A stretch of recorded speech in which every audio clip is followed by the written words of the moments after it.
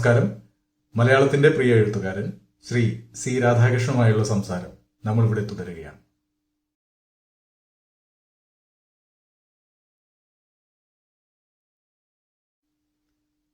ജീവനെയും മരണത്തെയും കുറിച്ച് പ്രതിപാദിച്ച ഒരു മുൻ അധ്യായത്തിൽ നിന്നും നമ്മുടെ ചില സുഹൃത്തുക്കൾ ഉന്നയിച്ച പ്രസക്തമായ ചോദ്യങ്ങളാണ് ഈ അധ്യായത്തിൽ നമ്മൾ ഉൾക്കൊള്ളിച്ചിരിക്കുന്നത്.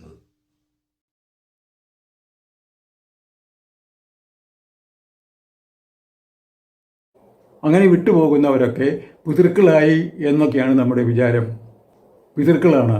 പക്ഷേ പിതൃക്കളെ നമ്മൾ എങ്ങനെയാണ് ആദരിക്കേണ്ടത് എന്നൊക്കെയുള്ള സംശയം ആവശ്യമില്ല എന്നും ഗീത പറയുന്നുണ്ട്.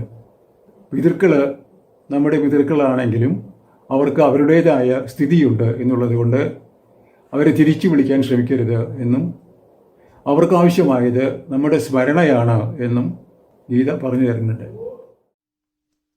പിതൃക്കളെ കുറിച്ച് പറഞ്ഞപ്പോൾ അവർക്ക് നമ്മുടെ സ്മരണയല്ലാതെ മറ്റൊന്നും ആവശ്യമില്ല എന്ന് പറഞ്ഞല്ലോ. അങ്ങനെയാണെങ്കിൽ അവരുടെ മരണശേഷവും പിന്നീട് എല്ലാ വർഷവും എന്ന രീതിയിൽ നമ്മൾ ചെയ്തു പോരുന്ന പിതൃകർമ്മങ്ങൾ എന്ന് നമ്മൾ വിളിച്ചു പോരുന്ന ആ കർമ്മങ്ങൾക്ക് യാതൊരു പ്രാധാന്യമോ പ്രയോജനമോ ഇല്ല എന്ന് തന്നെയാണോ നമ്മൾ മനസ്സിലാക്കേണ്ടത്? പിതൃകർമ്മം ചെയ്യണോ വേണ്ടയോ? നേരത്തെ നമ്മൾ ചെറുതായി ആലോചിച്ച ഒരു കാര്യമാണ്. മരണാനന്തര ജീവിതം എന്നൊന്നുണ്ടോ ഇല്ലയോ? നമ്മൾ അതും തീരുമാനിച്ച ഒരു കാര്യമാണ്. മരിച്ചുപോയവർ സ്വർഗത്തിലേക്കാണ് പോകുന്നതെങ്കിൽ നമ്മൾ അവർക്ക് വേണ്ടി ഒന്നും ചെയ്യേണ്ട കാര്യമില്ല. എന്ത് വിശിഷ്ട ആഹാരം ഉണ്ടാക്കി വെച്ച് അതിൻ്റെ കൂടെ എള്ളും പൂവും ഒക്കെ കൊടുത്താലും വെള്ളം കൊടുത്താലും അവർക്കത് ആവശ്യമില്ല. കാരണം സ്വർഗരാജ്യത്ത് എന്താണോ ആഗ്രഹിക്കുന്നത് അത് മുഴുക്കെ ഉത്തരക്ഷണത്തിൽ സാധിക്കുന്ന ഒരു സ്ഥലമാണെന്നാണ് കേട്ടിട്ടുള്ളത്. ഇനി അഥവാ ഇവർ നരകത്തിലേക്കാണ് പോയിട്ടുള്ളതെങ്കിൽ നമ്മൾ എന്ത് കൊടുത്താലും അവർക്ക് കിട്ടില്ല. കാരണം അതിൻ്റെ ഗേറ്റിലുള്ള പരിചാരകന്മാർ അതൊക്കെ അപ്പുറത്ത് മാറ്റിവെച്ച് ഒന്നും ഉള്ളിൽ കടക്കാൻ കൊണ്ടുപോകാൻ അനുവദിക്കുകയില്ല എന്നുള്ളത് നരകത്തിൻ്റെ ഒരു സ്വഭാവമാണല്ലോ. ശിക്ഷയിലാണല്ലോ അവർ കഴിയുന്നത്. അതുകൊണ്ട് സ്വർഗത്തിലായാലും നരകത്തിലായാലും ഈ പോയവർക്ക് നമ്മൾ ഒന്നും കൊടുക്കേണ്ടതില്ല. അവർക്കതുകൊണ്ട് ഒരു പ്രയോജനവും ഉണ്ടാവില്ല, ആവശ്യവുമില്ല എന്നുള്ള കാര്യം തീർച്ച. പിന്നെ ആർക്കാ പ്രയോജനം ചോദിച്ചാൽ നമുക്ക് പ്രയോജനമുണ്ട്. കാരണം പലപ്പോഴും ഒരാൾ നമ്മളെ പിരിഞ്ഞ് ഈ ഭൂമിയിൽ നിന്ന് പോകുമ്പോൾ അതുവരെ നമ്മൾ ആ ആളെക്കുറിച്ച് ആലോചിക്കാത്ത ചില കാര്യങ്ങൾ ആലോചിച്ച് പോകും. നമുക്ക് ആ ആളോട് ഒരുപാട് കടപ്പാടുണ്ട്. ഒന്നും ചെയ്യാൻ നമുക്ക് കഴിഞ്ഞില്ല, അഥവാ കാര്യമായ എന്തെങ്കിലും പ്രതിവിധി ചെയ്യാൻ നമുക്ക് കഴിഞ്ഞില്ല, പ്രത്യുപകാരം ചെയ്യാൻ കഴിഞ്ഞില്ല. അതുകൊണ്ട് അതിന് ഒരു നോമ്പ് നോറ്റ് കഷ്ടപ്പെട്ട് ദൂരത്ത് പോയി കാശി വരെയൊക്കെ പോയി കർമ്മം ചെയ്ത് മടങ്ങി വരുമ്പോൾ കുറേ കാശൊക്കെ ചിലവാക്കി അധ്വാനിച്ച് വിഷമിച്ച് വരുമ്പോൾ എന്തോ ഒന്ന് വീട്ടി കടം എന്നൊരു തോന്നൽ നമുക്കുണ്ടാവും. അതൊരു വലിയ മനഃശാസ്ത്ര ചികിത്സയാണ്. നമുക്ക് പിൽക്കാലത്തെ ജീവിതത്തിൽ സന്തോഷമായി കഴിയാനുള്ള ഒരു ചെറിയ ഇൻഷുറൻസ് പ്രീമിയമാണ് അത്. അതിന് പുറമെ വേറൊന്നുള്ളത്, ആ പോയ ആൾ നമുക്ക് തന്നിട്ട് പോയ ആശയങ്ങൾ ഉപദേശങ്ങളൊക്കെ നമ്മുടെ ജീവിതത്തിൽ നല്ലതും ചീത്തയും തിരിച്ചറിഞ്ഞ് നടപ്പിലാക്കാൻ നമുക്ക് ബാധ്യതയുണ്ട് എന്ന ഒരു ഊന്നൽ കൂടിയുണ്ട് ഈ പിതൃക്രിയയ്ക്ക്. കൃതജ്ഞത എന്ന് പറയുന്നത് അതാണ്. കൃതം, ആ ആൾ ചെയ്തിട്ട് പോയതിനെക്കുറിച്ച് അറിവുണ്ടായിരിക്കുക. ആ ആൾ ചെയ്തിട്ട് പോയ നല്ല കാര്യങ്ങളെക്കുറിച്ച് നമ്മൾ ഓർക്കുക. അതിന് നമ്മുടെ ജീവിതത്തിലുള്ള സാങ്കത്യം നമ്മൾ അംഗീകരിക്കുക, നടപ്പിലാക്കാൻ ശ്രമിക്കുക. അത് ചെയ്യേണ്ടത് അത്യാവശ്യമാണ്. അഥവാ അവർ പറഞ്ഞത് നടപ്പിലാക്കിക്കൊണ്ടിരിക്കുന്നത് നേരെയാണോ അല്ലയോ എന്നുകൂടി ആലോചിക്കുക. പണ്ടൊരു കാരണവർ മരിച്ചു പോകുമ്പോൾ മടിയന്മാരായ അനന്തരവന്മാരോട് പറഞ്ഞു അത്രയും 3 കാര്യങ്ങൾ. 1, നിന്ന് കുളിക്കരുത്, ഇരുന്ന് ഉണ്ണരുത്, കിടന്നുറങ്ങരുത്. വിശദീകരിക്കാൻ കഴിയുന്നതിന് മുമ്പ് കാരണം അവർ പോയി. ഇവർ കഷ്ടപ്പെട്ട് ഇത് അനുസരിക്കാൻ തുടങ്ങി. നിന്ന് കുളിക്കാതിരിക്കാൻ കുഴപ്പമില്ല, ഇരുത്തോ കിടന്നോ ഒക്കെ കുളിക്കാം. ഇരുന്ന് ഉണ്ണാതിരിക്കാൻ കുഴപ്പമില്ല, വല്ല ബഫയൊക്കെ ചെയ്യുന്ന പോലെ നമ്മൾ കയ്യിലെടുത്ത് നിന്ന് ഉണ്ണാം. പക്ഷെ കിടന്നുറങ്ങരുത് എന്ന് പറഞ്ഞാൽ പ്രയാസമുള്ള കാര്യമാണ്. അങ്ങനെ ഇവരെ ഉറക്കമൊഴിച്ച് കഷ്ടപ്പെട്ട് വളരെ വിഷമിച്ച് അവരെ പഠിപ്പിച്ച് അവർ സ്കൂൾ മാസ്റ്റർ അടുത്ത് ചെന്ന് ചോദിച്ചു, അല്ല സർ, ഞങ്ങളിങ്ങനെ ഒരു പ്രശ്നത്തിലാണ്, കാരണം അവരിങ്ങനെ പറഞ്ഞു, ഞങ്ങൾ എന്താ ചെയ്യേണ്ടതെന്ന് അറിയില്ല. അപ്പോൾ മാഷ് ചിരിച്ചു. മാഷ് പറഞ്ഞു, എടോ മണ്ടന്മാരെ, ഇങ്ങനെയല്ല അദ്ദേഹം പറഞ്ഞത്. പുഴയിലെ കുളത്തിൽ പോയാൽ വെള്ളത്തിന് കുളിരുണ്ട് എന്ന് ആലോചിച്ച് ഇങ്ങനെ നിൽക്കാതെ, മടിച്ചു നിൽക്കാതെ ഇറങ്ങി കുളിച്ചിട്ട് വേഗം പോരണം, സമയം പാഴാക്കരുത് എന്നർത്ഥം. ഇരുന്ന് ഉണ്ണരുത് എന്ന് പറയുമ്പോൾ ഇരുന്ന് ഉണ്ടുകൊണ്ടേയിരിക്കുക, ഉണ്ണാൻ വേണ്ടി ജീവിക്കുക. ഇരുന്ന് ഉണ്ണുക അത് പാടില്ല. അത്യാവശ്യത്തിന് ഭക്ഷണം കഴിക്കുക, വേഗം എണീറ്റ് പോരുക, അതാണ് അതിൻ്റെ അർത്ഥം എന്നും പറഞ്ഞു കൊടുത്തു. മൂന്നാമത്തെ കാര്യം, ഉറക്കം വരാതെ ഇങ്ങനെ കിടക്കുക, ഉറക്കം വരാൻ കാത്തു കിടക്കുക, അത് പാടില്ല. ഉറക്കം നല്ലപോലെ വരുമ്പോഴേ കിടക്കാവൂ. ഉറക്കത്തിന് വേണ്ടി കാത്തു കിടക്കരുത്. ഉറക്കം നമ്മളെ കിടത്തണം, അതാണ് അതിൻ്റെ മുറ, അതാണ് ആരോഗ്യത്തിന് നല്ല ഉറക്കം. അങ്ങനെ ചിലപ്പോൾ നമ്മൾ ഈ കാരണവർ പറഞ്ഞിട്ട് പോയ കാര്യങ്ങളെക്കുറിച്ച് ഒരു വിചിന്തനം, പുനരാലോചന കൂടെ ആവശ്യമായിട്ട് വരും. അതും ഈ ചാത്തമൂട്ടലിൻ്റെ വേളയിൽ നമുക്ക് ഏർപ്പെടാവുന്ന കാര്യമാണ്. മൂന്നാമതൊരു കാര്യമുണ്ട്. എന്താണെന്ന് വെച്ചാൽ, ഈ കാരണവരുടെ അല്ലെങ്കിൽ പോയ ആളുടെ പിന്മുറക്കാരായിട്ട് കുറച്ച് പേരെങ്കിലും കാണും. ഏതായാലും ഒന്നിലധികം ആളുകൾ ഉണ്ടാവും എന്നുള്ള കാര്യം പലപ്പോഴും നമുക്കറിയാവുന്നതാണ്. അങ്ങനെയാണ് നമ്മുടെ സമുദായത്തിൻ്റെ നില എന്ന് നമുക്കറിയാം. അപ്പോൾ ഈ ആളുകൾ തമ്മിലൊക്കെ ചില്ലറ പിണക്കങ്ങളൊക്കെ ഉണ്ടാവും, മാനസിക പൊരുത്തമില്ലായ്മ ഉണ്ടാവും. അപ്പോൾ ഒരു ശ്രാദ്ധ ദിനം ഇവരൊക്കെ കൂടി ഒരുമിച്ചിരുന്ന് മരിച്ചുപോയ ആൾക്ക് എന്തെങ്കിലും കുറച്ചൊക്കെ അർപ്പിക്കുമ്പോൾ അവർക്ക് അതേവരെ ഉണ്ടായിരുന്ന മാനസികമായ അകലത്തിന് കുറവ് വരും എന്ന് തീർച്ചയാണ്. സോഷ്യൽ ഡിസ്റ്റൻസിങ് നിലനിന്നത് കുറഞ്ഞ് ഒരു റിലേറ്റീവ് ഡിസ്റ്റൻസിങ്ങിൻ്റെ ഛായയിലേക്ക് തന്നെ തിരിച്ചു വരും.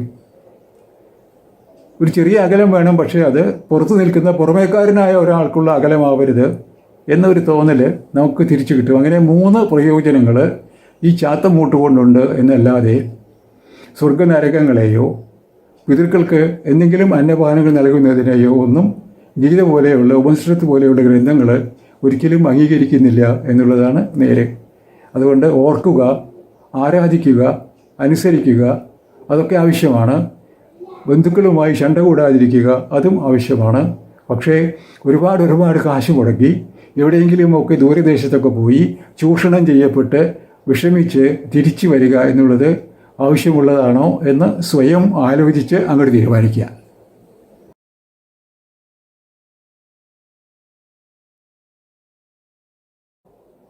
നമുക്ക് തീർച്ചയായിട്ടും വീണ്ടും ജനിക്കാം, വീണ്ടും കാണാം.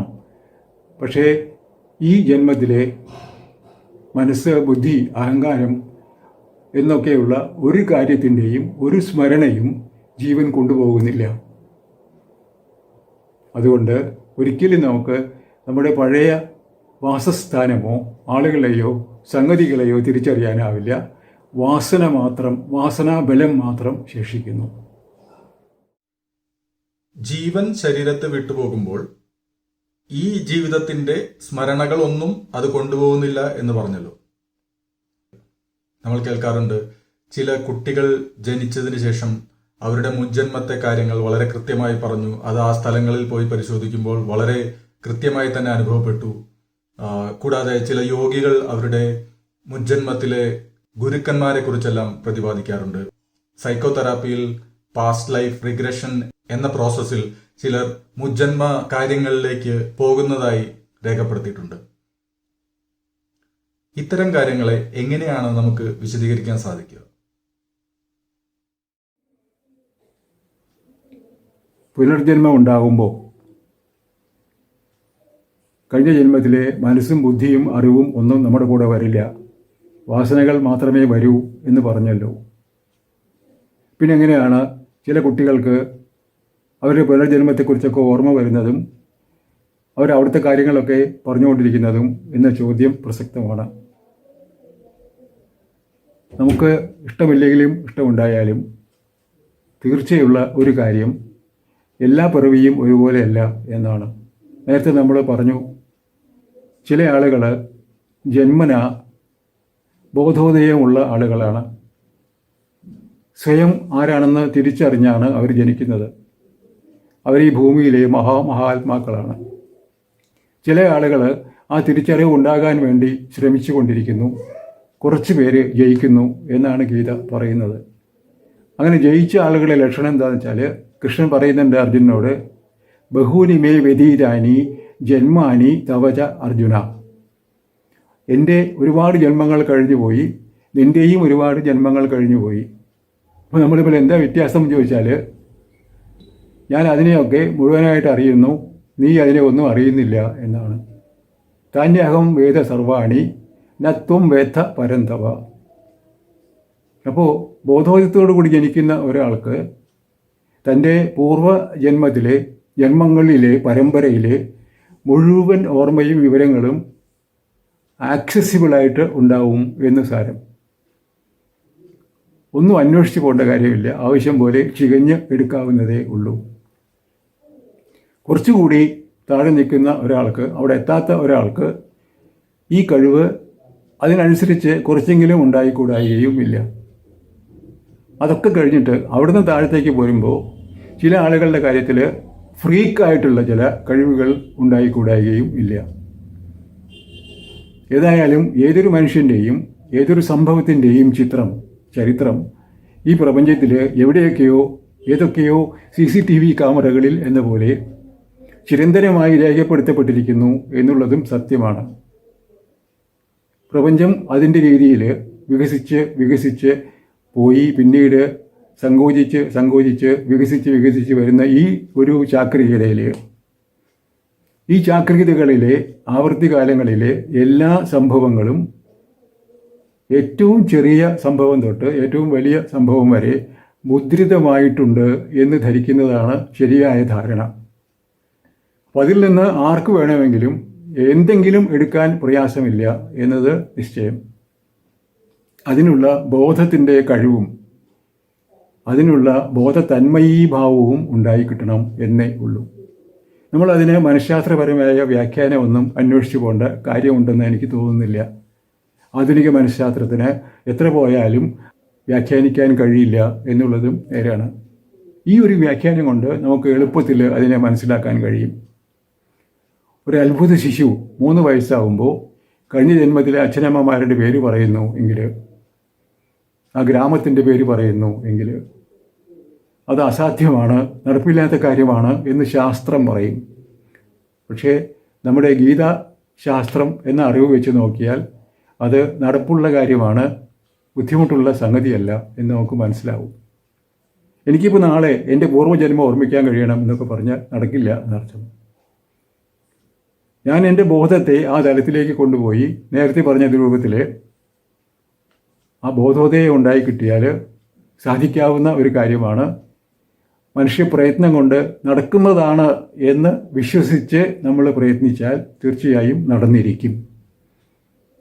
അതല്ലാതെ നമുക്ക് ഇപ്പോഴുള്ള മനഃശാസ്ത്രപരമായ അറിവ് വെച്ച് ഇങ്ങനെ ഒരു കാര്യം സാധ്യമല്ല എന്ന് എഴുതി തള്ളുന്നതിന് മുൻപ് 2 വട്ടം ആലോചിക്കുക.